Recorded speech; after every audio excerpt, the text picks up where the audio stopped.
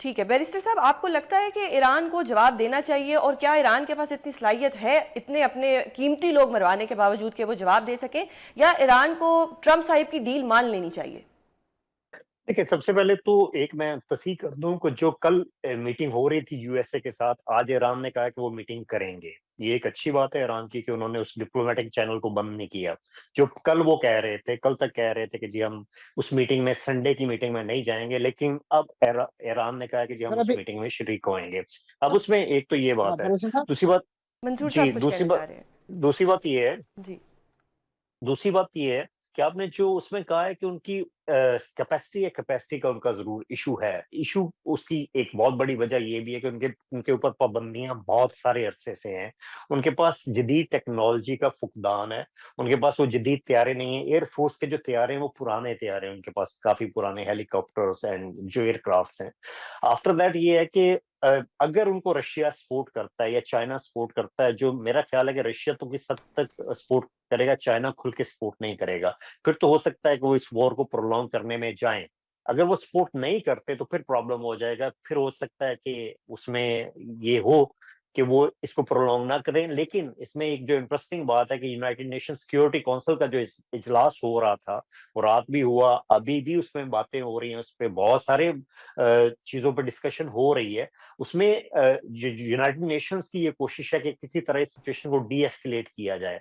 अगर situation D-escalate होती है, तो उस सूरत-ए-हाल में ये हो सकता है कि ये दोबारा मेज़ पे बैठ जाएँ, टेबल पे बैठ जाएँ, क्योंकि अमेरिका का ये है कि उनकी यूरेनियम की अफ़ज़ूदगी जो है 3.6% से ज़्यादा नहीं होनी चाहिए, जो कि आईएईए की रिपोर्ट थी कि वो 60% से ऊपर चले गए हैं, जिसकी बेस पे इन्होंने हमला किया। ये अब हमला उसमें कर एक दिया, और बिल्कुल। जो इंटरनेशनल लॉ ये कहता है कि आप हमला नहीं कर सकते इस तरह। अगर इस किस्म की आपके पास रिपोर्ट है, तो आपको सबसे पहले यूनाइटेड नेशन सिक्योरिटी काउंसिल में जाना चाहिए। बिल्कुल। अब ये जिस बेस पे गए हैं, वो यूनाइटेड नेशन के वॉचडॉग की रिपोर्ट है। यूनाइटेड नेशन के वॉचडॉग के जो हेड हैं, राफेल ग्रोसी, उसने आज कहा है कि जी किसी भी सूरत में आपको हमला नहीं करना चाहिए था, और ये जिनेवा कन्वेंशन भी प्रोहिबिट करता है किसी भी रियासत को किसी के न्यूक्लियर हेड्स पे हमला करने की। लेकिन उसकी सर, वजह ये यूनाइटेड नेशन होती है। कोई किरदार भी अदा नहीं कर सका। बेशक एक हंगामी इजलास बुलाया, सिक्योरिटी पे बात भी की, अगर गजा की बात की जाए, आज ईरान की बात की जाए, तो सिर्फ डिस्कशन हो रही है, इनका किरदार कहीं पे भी नहीं देखा जा रहा।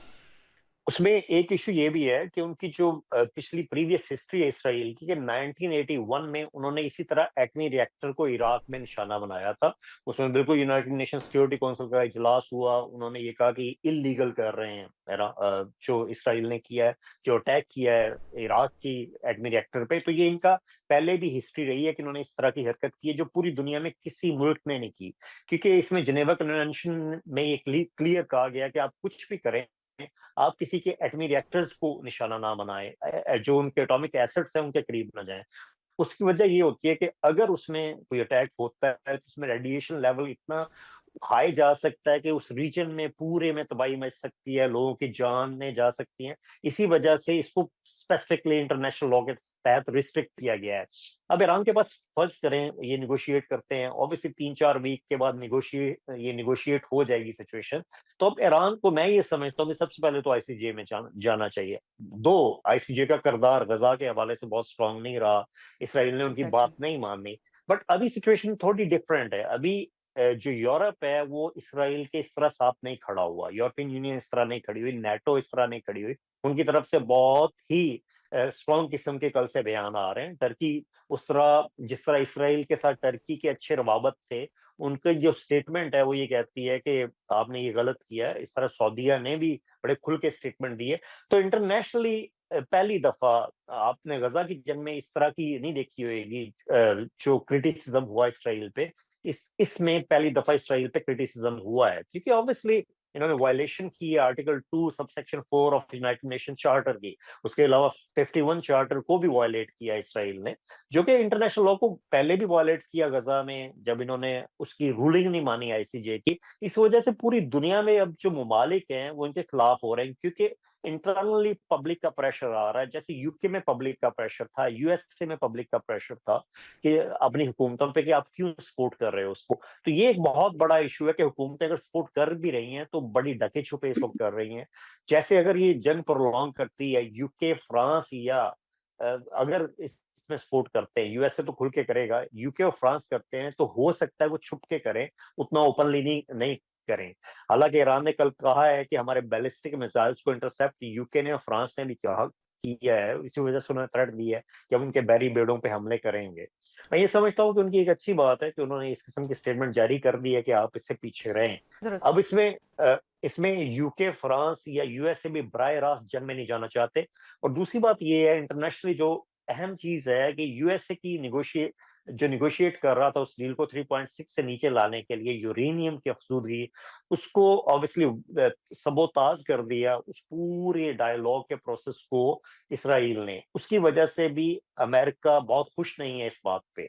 दुरुस्त। ये भी एक वजह है कि वो इतना हो सकता है सपोर्टिव ना हो, लेकिन उस खित्ते में इसराइल को फिर भी वो स्ट्रांग रखना चाहते हैं, उस तरह की तबाही नहीं चाहते। अगर फर्ज करें ईरान हमला करता है, ईरान का एक तो डिस्टेंस है बहुत ज्यादा, इसमें सिचुएशन ये हो सकती है कि अगर ये जंग प्रोलॉन्ग होती है तो हो सकता है कि इसराइल जॉर्डन में घुसे, जॉर्डन की आबादियों पे कब्जा करे। वो यानी इस उधर का भी खतरा है। क्योंकि इसराइल की ये हमेशा से ये होती है कि किसी भी जंग को जमीन को हथियाने के लिए यूज करता है, तो इसराइल बिल्कुल। फायदा जरूर उठाता है ठीक उसमें। सर। ऑब्वियसली सर, नेतन्याहू ने ये बिल्कुल किया है ठीक हो तो गया। वो मंसूर सर, आपसे जानना चाहूंगी कि ये आपको ये हालात सुलझते हुए नजर आ रहे हैं या मजीद बिगड़ते हुए नजर आ रहे हैं?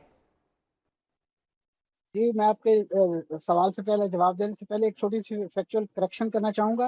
वैसे साहब ने फरमाया कि मुज़ाकरात जो हैं जो जौहरी तवानाई के हवाले से वो कल होने जा रहे हैं। अभी लेटेस्ट जो इत्तला है, जो इस्माइल बकाई इनके फ़ॉरेन ऑफिस के तर्जुमान हैं ईरान के, उन्होंने अभी इसके मुज़ाकरात को मुअत्तल रखने ही का ऐलान किया कुछ देर पहले। बहरहाल, हैविंग सेड दिस, आपके सवाल अगर काइंडली रिपीट कर सकें? जी सर, मैं ये जानना चाह रही हूँ कि हालात सुलझेंगे या मजीद खराब होंगे? जी, इस वक्त जो सिचुएशन है, अगर तो यही पेस रही, यही रफ्तार रही मामलात की, खास तौर पे ईरान की तरफ से हमले और फिर इसी का जवाब इसराइल की तरफ से वो जारी रहा, तो मैं समझता हूँ कि इसके पोटेंशियल अपनी जगह मौजूद है इस जंग के फैलने का, और ना सिर्फ फैलने का बल्कि लंबा होने का। क्योंकि अभी तक जो है अमेरिका ने इस नौइयत की कोई इंडिकेशन नहीं दी कि जिसमें इसराइल को कम से कम कोई ऐसा इशारा किनाया मिला हो कि एनफ इज एनफ, आपने बहुत कुछ कर दिया, हमारी बड़ी खिदमत कर दी। ईरान को डीन्यूक्लियराइज करने के हवाले से जो अमेरिकन प्लान थे, और ख़ास तौर पर डोनाल्ड ट्रंप का जो पहले दौरे इक़्तिदार का इनकम्प्लीट एजेंडा था, जब उन्होंने JCPOA से निकाला और ख़ास तौर पे उस माहदे से निकले हैं अमेरिका, तो उसके साथ साथ अब उन्होंने अपने दूसरे दौरे इक़्तिदार में यकीनन उसी अनफिनिश एजेंडे को जो है वो इसराइल के ताउन से पूरा करने की कोशिश की है। अब वो किस हद तक इसमें कामयाब हुए हैं या किस हद तक कामयाब होते हैं, ये तो आने वाला वक्त बताएगा। लेकिन इस वक्त तक मैं समझता हूँ जिस चीज़ को बोन ऑफ कंटेंशन बना के ये सारी जंग शुरू की गई है, ईरान जो है अब जो मैन एंड मटेरियल लॉस उसे, यानी उनके हाई वैल्यू टारगेट्स और उनके इस नौयत के जो नुकसानात हो चुके हैं, उसके बाद कम से कम वो उस इशू से तो बैकआउट करता हुआ दिखाई नहीं दे रहा कि वो नहीं चाहेगा कि इस वक्त जो यूरेनियम अफसूदगी के हवाले से जो इंटरनेशनल स्टैंडर्ड्स हैं, और इवन इनका जो अली खामनाई साहब का तो फतवा मौजूद है इस बारे में कि ईरान को कभी भी जौहरी हथियार जो हैं या जौहरी बम जो है नहीं बनाना चाहिए। हम तो सिर्फ सिविल मकासद के लिए तवानाई की ज़रूरियात के हवाले से जो तिब्बी ज़रूरियात हैं, जो ज़राअत में उसका इस्तेमाल है, हम उसको एक लिहाज से फैसिलिटेट, क्योंकि ईरान पर यकीनन जैसे बैरिस्टर साहब ने फरमाया कि बड़ी देर से पाबंदियां आयद हैं, और वो एक पहलू की नहीं है, फाइनेंस से लेके ज़राअत, यानी हर जो शोबा ज़िंदगी है उससे रिलेटेड हैवी किस्म की सैंक्शन जो हैं ईरान उसका सामना करता रहा। और यही वजह है कि उनके जो इस वक्त ज़्यादा से ज़्यादा हथियार हैं वो बड़े असकार रफ्ता हैं। इवन आपको याद होगा कि उनके जो प्रेसिडेंट का जो तैयारा है जो एयर क्रैश हुआ था, उसका भी जो स्पेयर पार्ट अवेलेबल नहीं थे, वो उसी खराब हालत में जो है वो सरकारी दौरों के लिए उसे इस्तेमाल कर रहे थे, और एक हादसे का शिकार हुए जिसमें उस वक्त भी बड़ी उनकी टॉप बिल्कुल। पॉलिटिकल लीडरशिप जो है वो इस दुनिया से रुखसत हो गई।